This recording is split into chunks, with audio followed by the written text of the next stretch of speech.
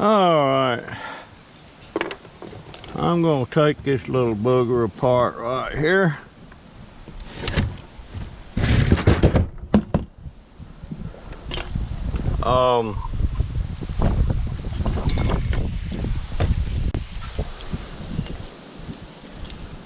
Yeah.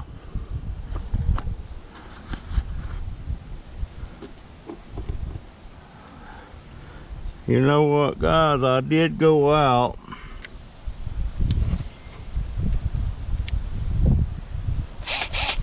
yesterday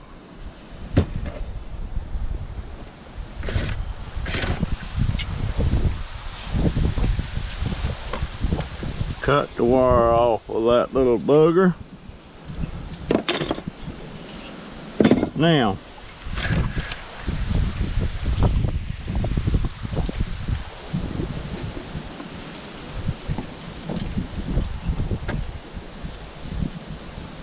start pulling some screws loose on this thing. I'm really curious as to what these little bits like this is what I couldn't find yesterday.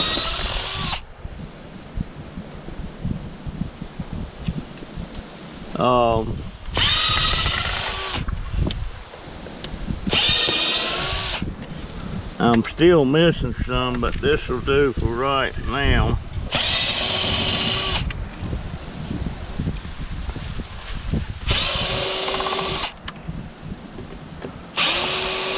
But I did go out.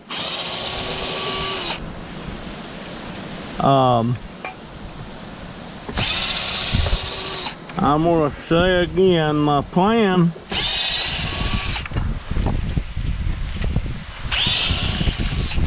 is something I've learned in 80 years.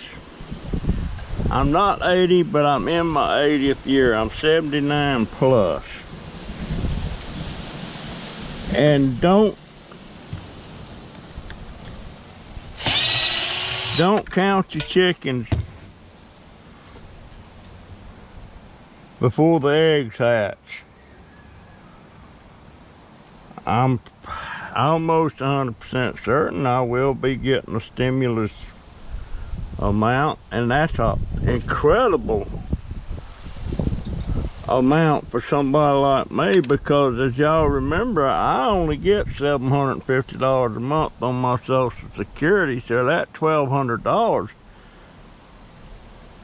it's not twice as much, but it's dang close to being twice as much as what I get a month. And it's free and clear.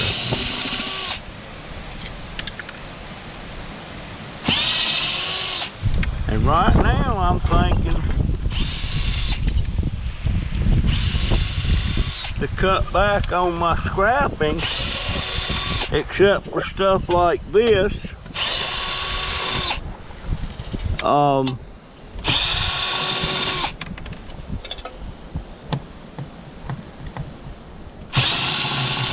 You know, and the cans my neighborhood friends leave out for me, I will continue to get them. I have made me a, is that all the screws? I think it is.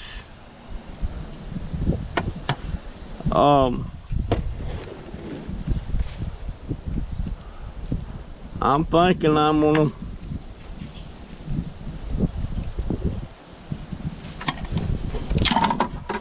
oh yeah.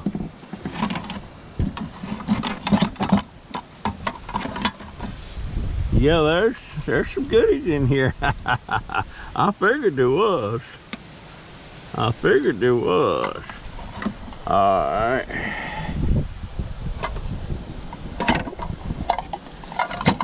Now that steel, which ain't gonna do me no good, you know.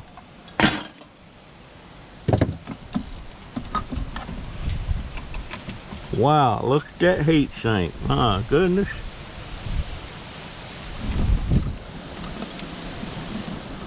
Wow. There's a transformer.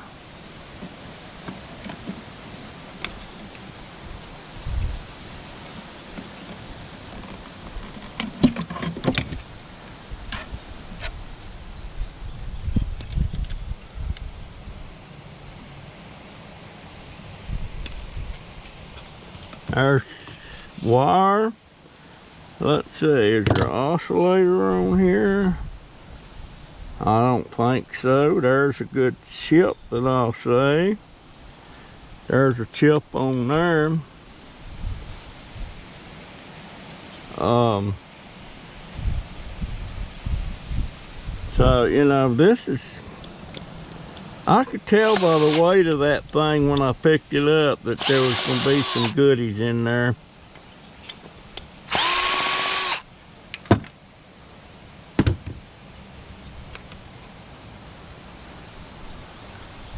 And that's a good chunk of aluminum right there.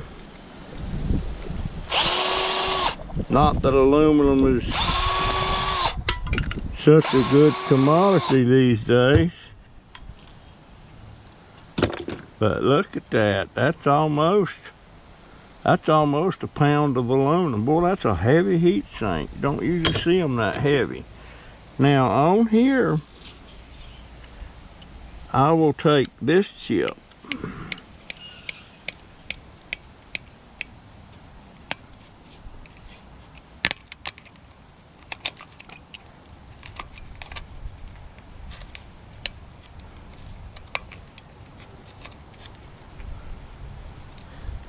That's a good chip right there.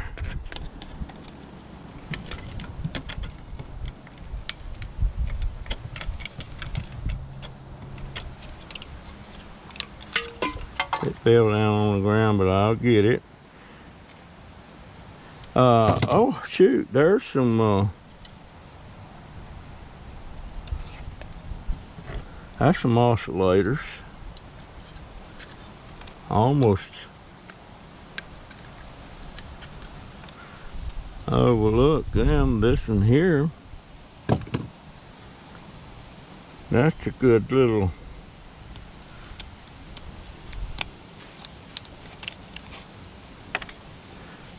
This will just go on green board now, what's left here, unless I see something, and I don't, so that'll go right there. Now, this,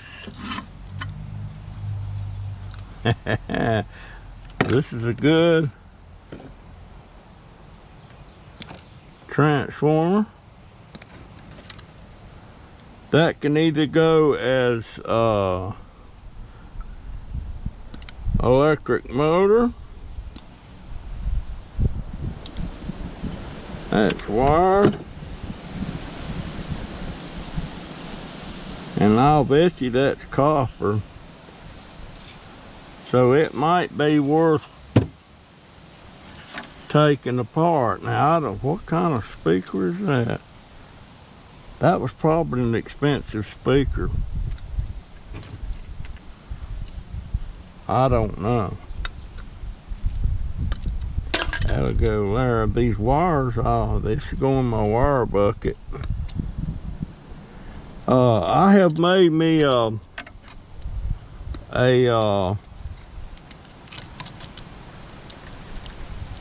kind of like a flyer. It's 8 by 10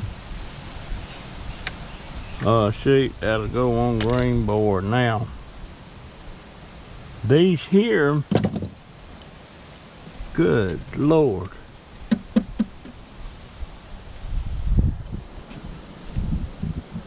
I don't know.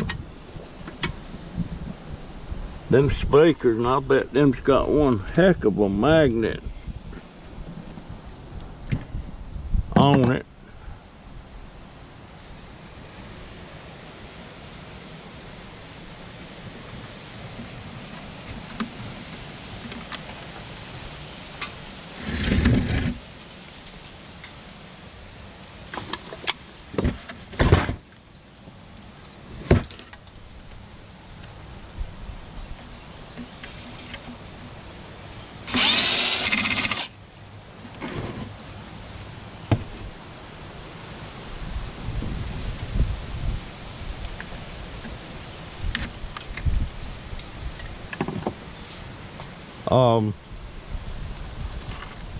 This speaker probably worked, you know, but I'm not into this kind of stuff.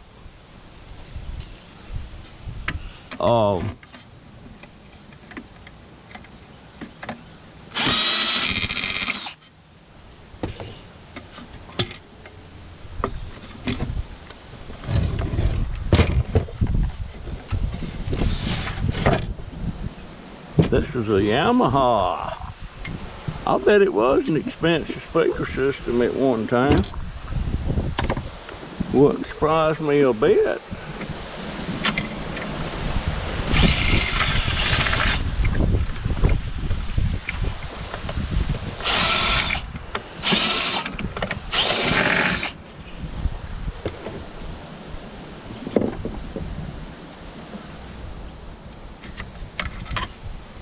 Wouldn't surprise me a bit. Let me see if I can get this one other screw out of here.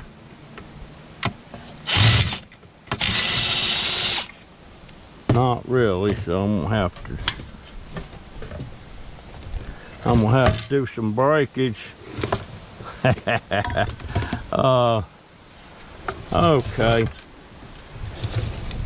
A lot of y'all don't like to see me do a hatchet job, but sometimes you gotta.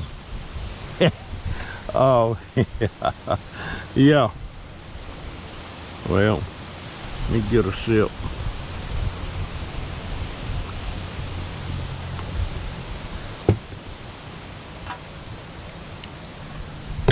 Well, you know what? You might want to see me do this. Over there.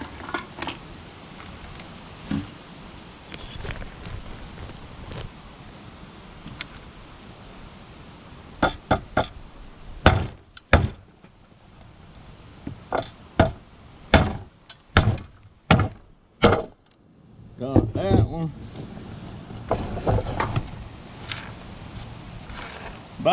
Way back a year or two, I was watching Jackpot Digger,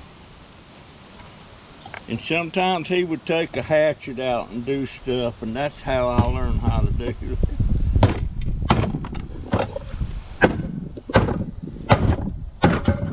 That, when you can't get a screw loose. So I got it. Now, you know, it may be fixing to blow up a rain.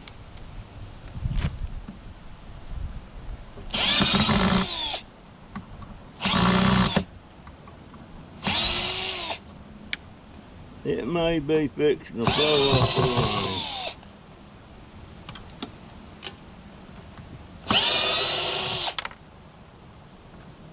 I'm gonna show y'all what my flyer I've printed up. I'm gonna make sure all my people that's putting cans out for me is just to let them know that I am still going to be I'm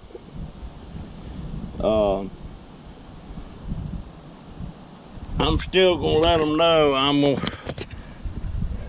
still be getting their cans as usual,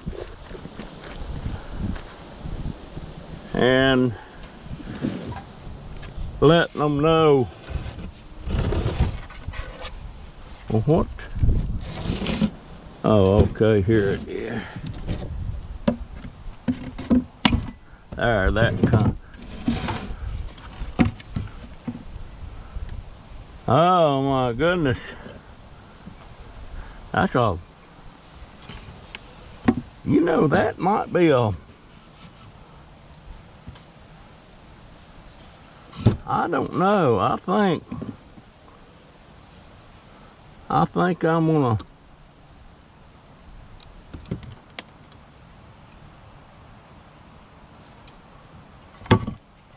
I'm gonna,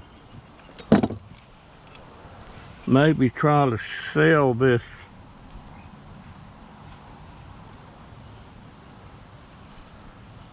speaker.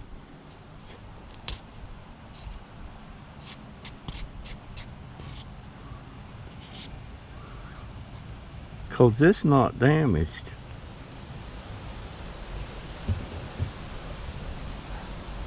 I might could get $10 for that.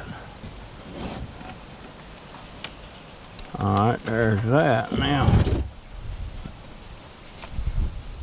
this is nothing. That is nothing.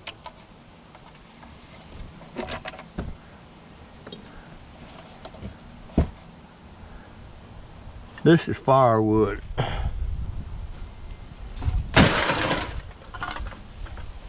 So there you go, folks. I got that one chip that fell down here. I'll have to find it. But I got this little bit of wire, got this heat sink, got that, and this transformer. This speaker, I have a sneaking idea. It is not damaged. I have a sneaking idea I can get $5 or $10 for that thing.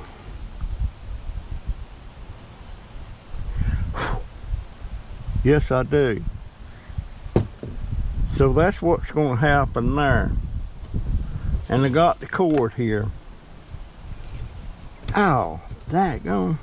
Yeah, I'm going to bet you this transformer has probably...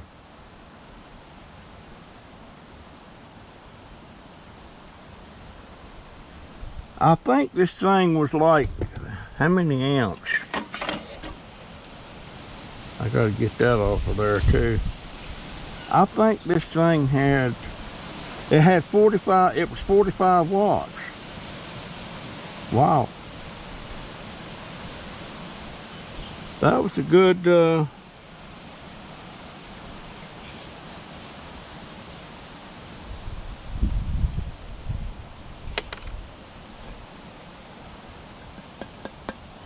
yeah. That was worth getting. Yeah, I think I can get $5 or $10 for that.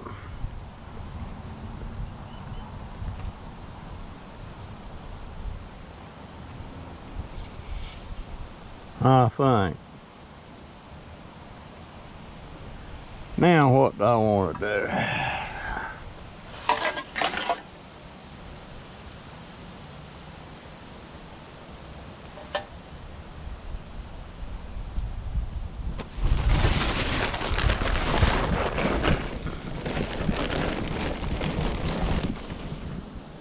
All right, guys.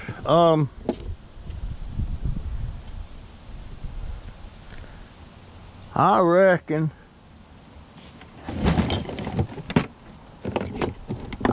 folks,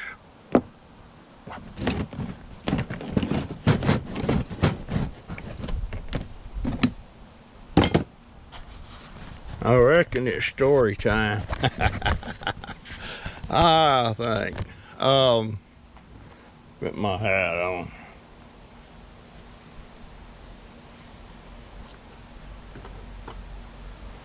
Oh my. I've done a lot today.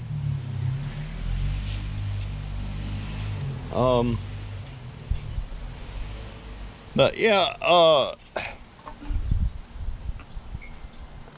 you know, I was telling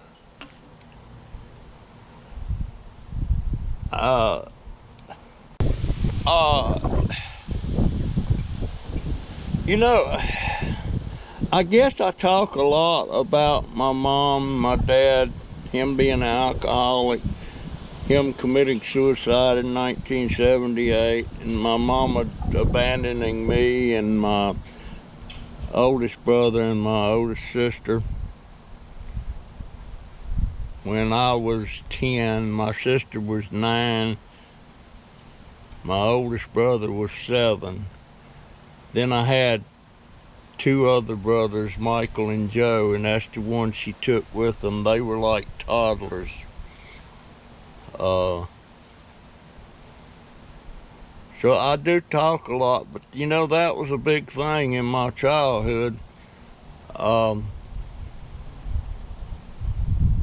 And I make a big thing about always telling my daughter and my 3 grandsons I love them. I try to do it every day with all of them, but for sure I tell the youngest and the 11-year-old every day. Because I can honestly sit here now, I'm sure at some point my mama said, I love you, son, and my dad might have said that too. I don't know. But if they did, I don't remember it. It wasn't something they said. But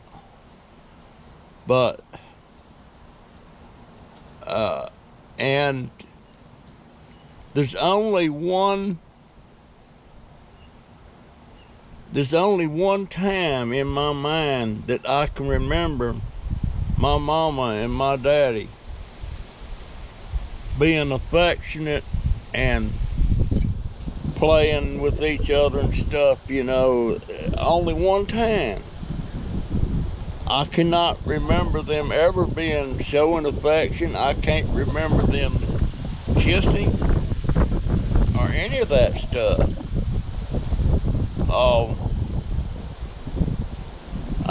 It's just not there. But one time, and this had to have been about 1947 or 48. And we lived in Broad Creek Village at 1331 North Woodlawn. No, we lived on Blue Ridge Street. I can't remember the house number. We lived on Blue Ridge Street. It was only a 2-bedroom apartment or house, whatever. They were actually duplexes. And she had Joe, the youngest brother. And so we had to have a 3-bedroom house, so we moved to 1331 North Woodlawn in Broad Creek Village. This is in Norfolk, Virginia. Government housing thing, you know, where everybody lived that worked in the shipyards and in the Navy and all that stuff. But we lived there on Blue Ridge Street, and it come a snow, a major snowstorm, and I can remember it just like it was yesterday that Mom and Daddy was out there in the backyard playing with each other and laughing and just having a big time and hugging and all that stuff. But that's the only time I can remember them being like that. The other things I remember is Daddy coming home drunk and throwing things, and him and Mama hollering back and forth and stuff like that.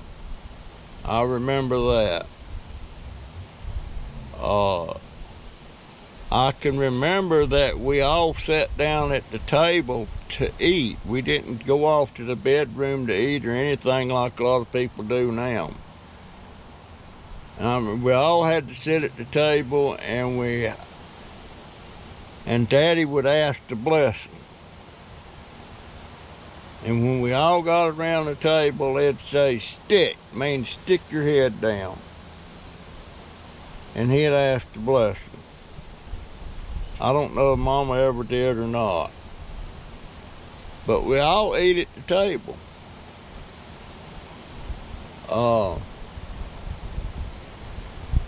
But that's the only time I can remember Mom and Daddy, you know, really having a good time and enjoying each other and all that stuff. I can remember that just like it was yesterday. But I can't recall any time that Mama or Daddy said, I love you, and I'm pretty sure they had to have said it at some point, surely, you know? But Oh, that. Now this is back when I was like 8, 9 years old. When I was 10, it's when Mama abandoned us. Oh. But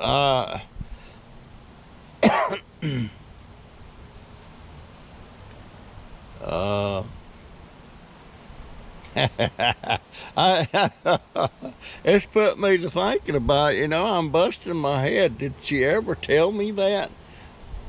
Gosh, I don't know.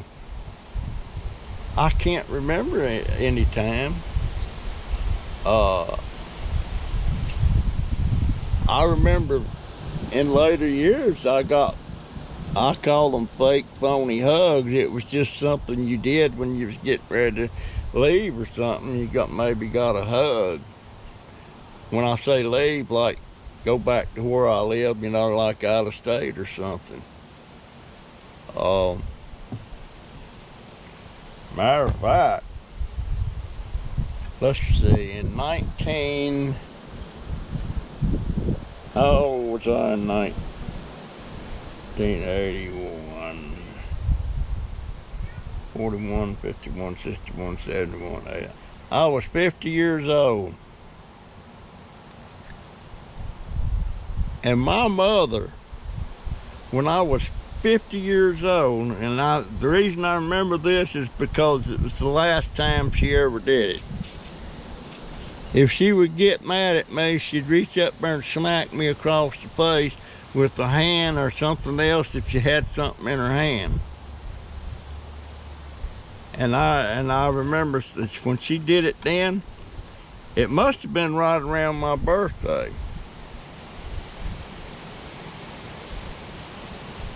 And Mama we was arguing about my daughter.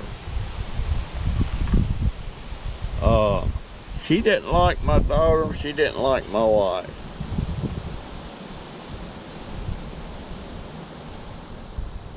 And something come up missing. Something come up, a little necklace that belonged to one of my nieces that they were visiting, my younger brother's daughter. It come up missing. And since Jennifer was looking at it, my daughter, they accused her of stealing it. And so the next day,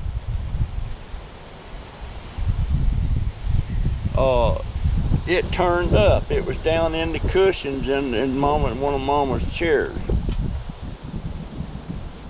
And I found out about it. And I went over to Mama's house. I live right next to her in the other house. And I went over there and I brought Jennifer over there and I said, I want to hear an apology. And of course nobody was going to give an apology.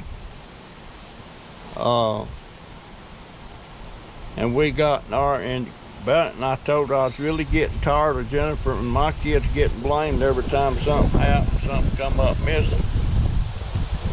And Mama got arguing and cussing me and everything, and all of a sudden she hauled off and slapped me across the face.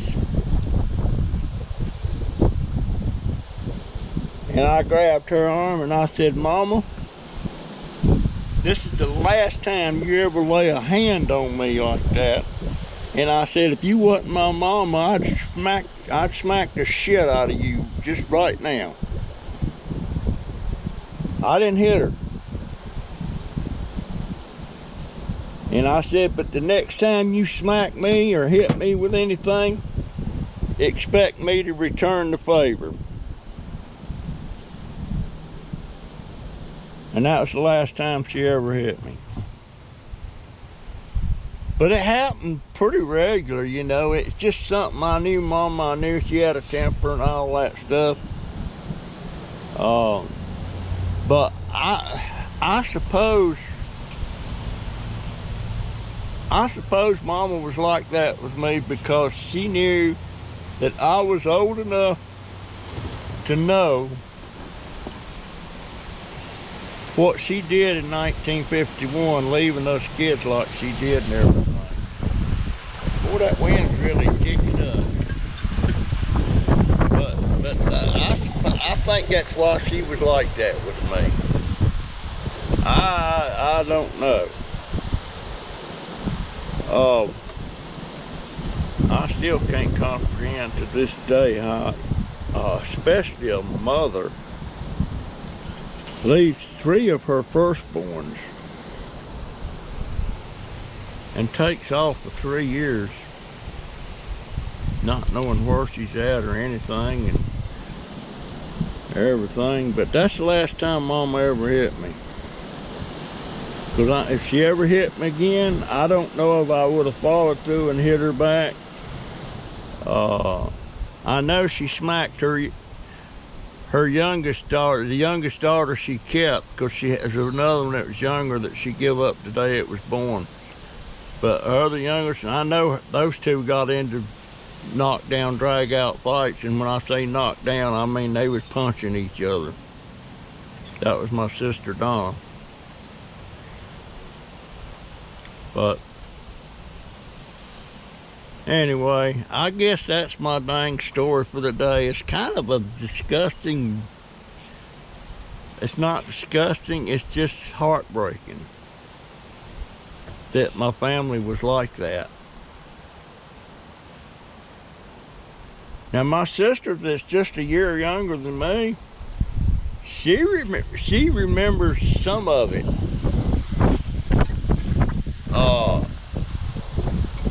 She remembers some of it, but she slept a lot when we was in that car going to North Carolina in the middle of the night, before Mama dropped us off. But she don't hold, she says she just don't think about it. But there again, she was mixed up in that deal when I sold Mama that business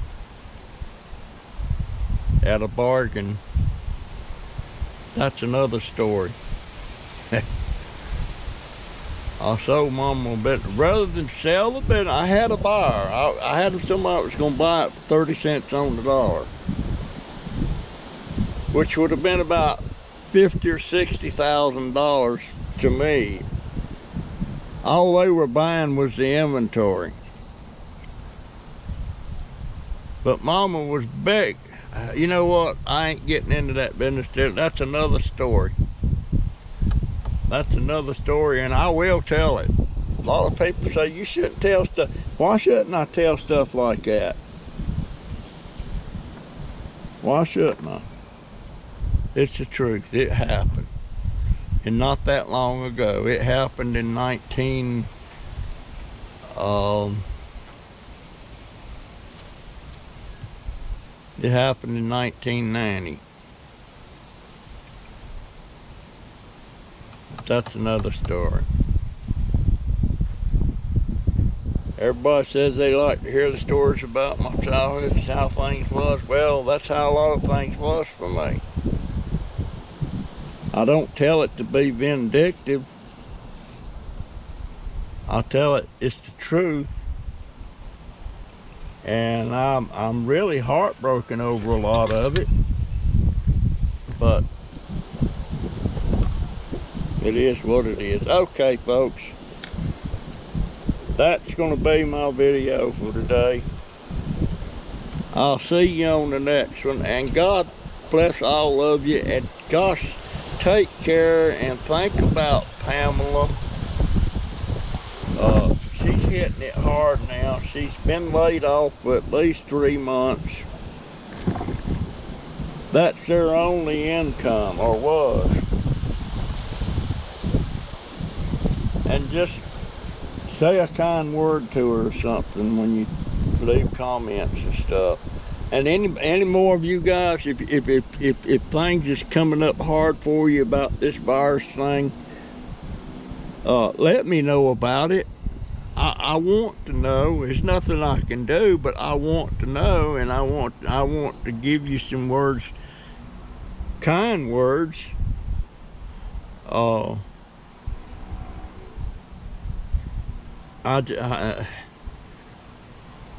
mean, granted, we don't have two nickels to rub together, but we are getting along.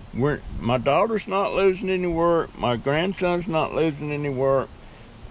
My grandson, my oldest grandson that gets a disability check, that still comes. My Social Security, that still comes. And so this thing is going around. It's not really affecting us, other than it's hard to get things that we need. But I worry so much about some of my subscribers, and there's quite a few of you I think are probably getting ready to have some hard times. But Pamela, I know, is having a hard time, or will be having. I don't know, and I don't know if she's going to be laid off all that time or not, but she said that's how long they laid her off for. You know, and she has a mortgage and all that stuff. We don't have a mortgage, we have a lease, you know, rent. But I guess you could say that we're one payday away from being homeless, because we have no say. I used to have savings back when my wife died, and I just went bonkers. But not anymore. But gosh, folks, think about the other people out there. I wonder if it's gonna rain. I guess I better gear up and cover everything up. Folks, I love you. See you in the next video. And GoPro, stop recording.